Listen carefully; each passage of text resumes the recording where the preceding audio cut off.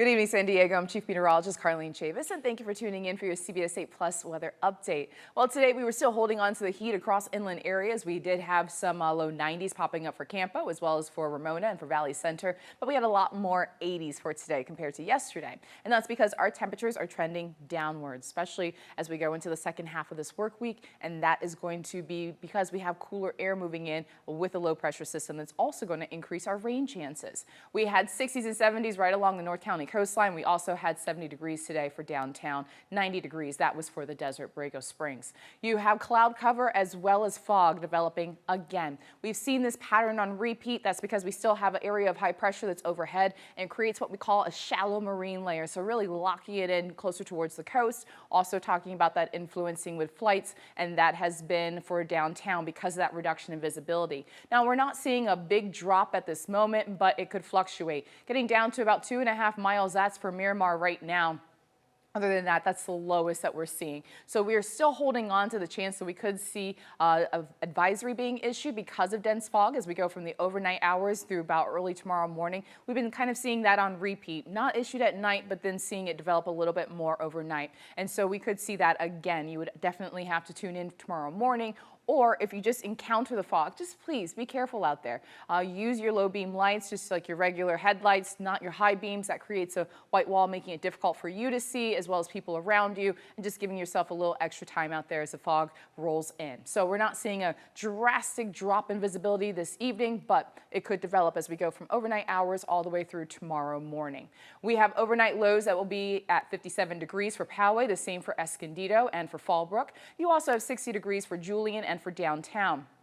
46 degrees expected for Ramona for tomorrow. Then you get into daytime highs and you get away from those 80s and 90s inland, at least for the inland valleys, and you go back to 70s. So each day, temperatures slipping as we go all the way into the start of the weekend. You also have some upper 60s right there along the North County coastline. You have widespread 70s for tomorrow that put us at 74 degrees for Julian, 71 degrees for Vista, 73 for Miramar, and then also 70 for downtown.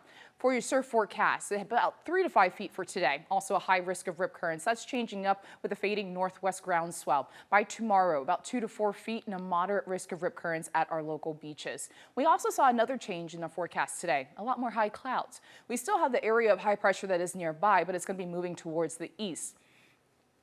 High clouds are streaming in because of this area of low pressure right here, and so tapping into that moisture, sending it in our direction. We have another low just towards the north of it. That's going to be the reason for the wet weather. That's because that one creates more of a dip in a jet stream, a stronger low pressure system.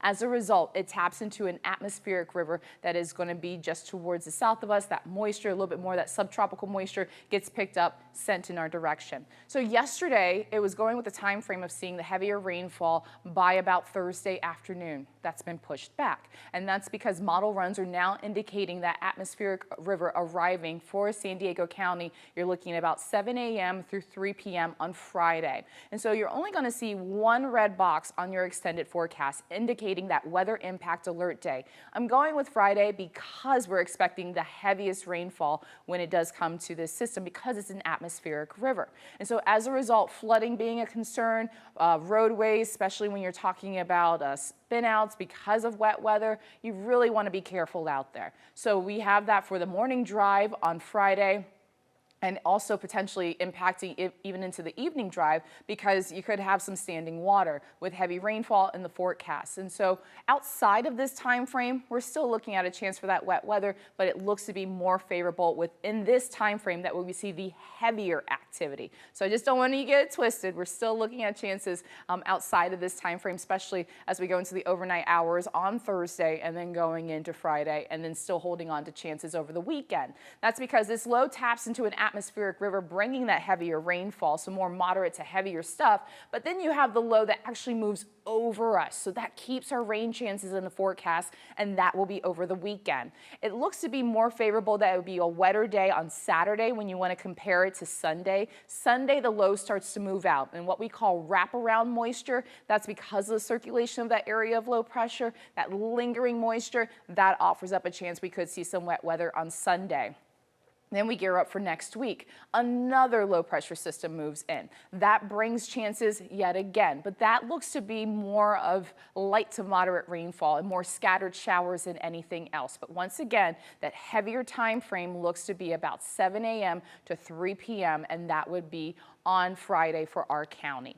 When we look at rainfall projections, so two things worth noting. They've gone up a little bit more, but it's also because the time frame has been spread out just a little bit more. Yesterday it was only reflecting Thursday afternoon through about Friday. Now we're going all the way into Sunday, and that's why you're seeing some higher totals.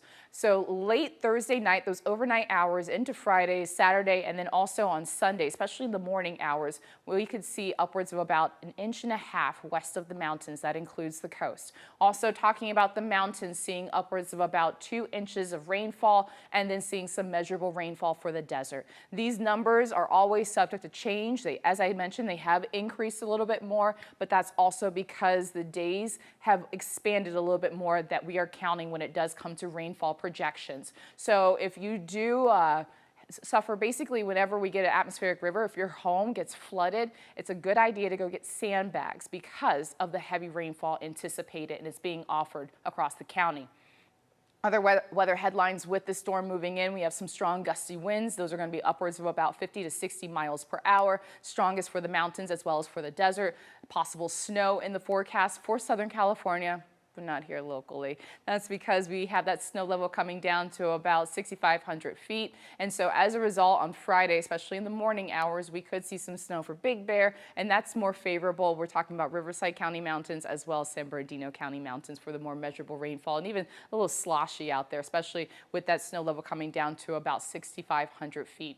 We also have high seas look to be likely on Friday as well as Saturday. Some adjustments there, and that's about 6 to 9 feet. Yesterday it was about 7 to 10 feet. So we'll continue to keep you posted on any of the additional updates when it does come to the model runs with this next storm system moving in, and we even could be adding some more red boxes. But as I mentioned, I'm going with the red box on Friday because that's when we're expecting that heavier rainfall because of the atmospheric river. The low itself moves over the region, keeps those chances in the forecast as we go through the weekend, and then the low that follows after that keeps those chances into the first half of next week. But before we get to that point, widespread 70s and lots of cloud cover for tomorrow west of the mountains. A little bit more sunshine in the forecast. That's going to be by about Thursday afternoon, and then we see the clouds really start to roll in.